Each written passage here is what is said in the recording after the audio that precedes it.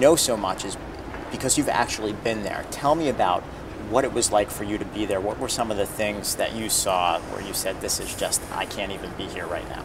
You know, I met a woman, husband and she have been married for 30 years. They have the sweetest marriage.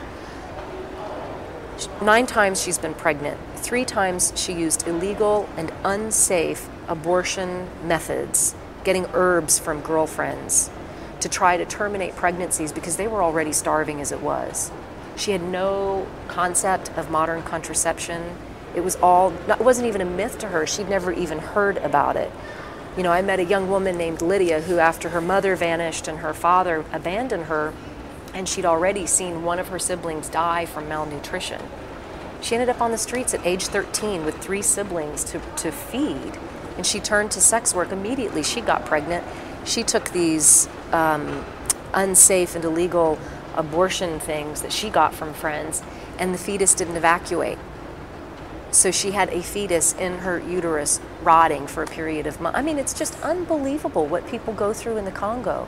It is so intense and extreme. And I'm lying in my hotel room, and there's a bullet hole in the window, and it's really kind of dirty, so I put some sheets on the floor. But that wasn't as bad as my friend. There was blood on her carpet. You know, mine just looked kind of skanky.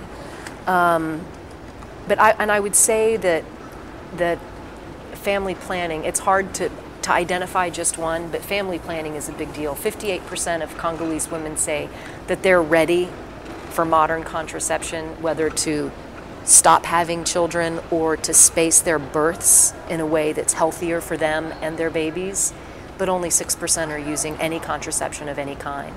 Besides the lackluster accommodations, it must be difficult for you to walk away from that. I mean, you're somebody who wants to help people, so it must be difficult for you to leave people who need help.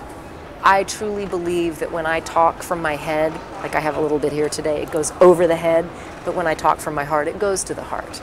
And, you know, I can razzle and dazzle statistics with the best of them, but what's really important and meaningful to me is to tell the stories, because that is how I can bear to leave a slum, a brothel, a hospice, a rural clinic that's inadequately supplied.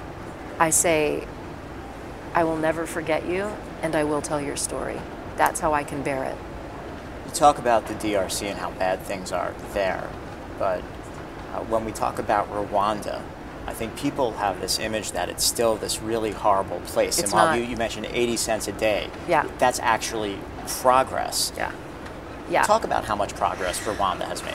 I think that Rwanda could very successfully be promoted as a tourist destination for Americans and Canadians. It's beautiful. It's breathtakingly beautiful. It's clean. There are hotels at very high modern standards. There are flush toilets in public. You know, they even have a little clean towel on a peg for drying one's hands, and there's soap. This is a big deal. This is not the norm in sub-Saharan Africa. And one of their hotels is on Condé Nast Travelers hot list this year. You can stay at this cool hotel in Virunga National Park and go watch the gorillas in their native habitat. And one also has the opportunity to see breathtaking poverty and say, okay, I get it now, I'm seeing it. But for those first world, global north people who are not intrepid travelers, you can have a foot in both worlds in Rwanda. There's no corruption. It's very safe. The roads are passable. I mean, you go to the DRC and even the maps say road impassable, dirt road passable only in dry season. You know, this is not a place for anyone to go unless you are with a human rights or relief organization. But Rwanda, anyone could go. I mean, it was a quick flight from Brussels even. I really can't say enough about it. I saw a cultural troupe dance and sing in Rwanda, and it was one of the highlights of my life.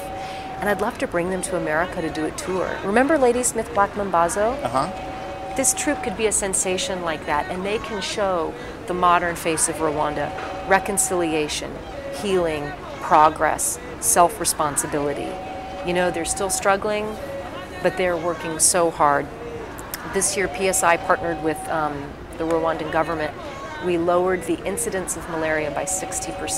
That is a global best. It's incredible what they're doing. I'm friends with a pretty good band, and I called them up and said, hey, I got your opening act. So it's just a matter of getting their contact details because, you know, it's still Africa. It's a little labyrinth to get connected with people. Is that a band called U2? Well, that would be my dream. That would be my dream. I mean, I could just see that as being a great fit. In your mind, how do you think about the fact that you might go to one of your husband's races and you might get criticized for something you're wearing, and then you go and you do a movie and a critic, God forbid, a critic might pan it, but then you're doing all this important work. How do you balance that in your mind? With the principle that it's really none of my business what people think of me. What is my business is my relationship with the God of my understanding, and to be autonomous with a higher power who sometimes I call God, sometimes I call it my creator, just different days, different nicknames. You know, but I think I need to stay in my hula hoop, you know, and be confident with my values and my principles, suit up, show up, do the best I can every day, and let go of the outcome.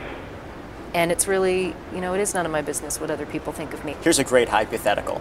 Somebody says to you, Ashley, you can only be an activist, you can only be an actress. Pick one. Wherever my God believes I can do the best and the most good is where I'll be. Ashley Judd, thank you so much for being here. Thank you for letting me talk. That was great. Oh, it was my pleasure, believe me.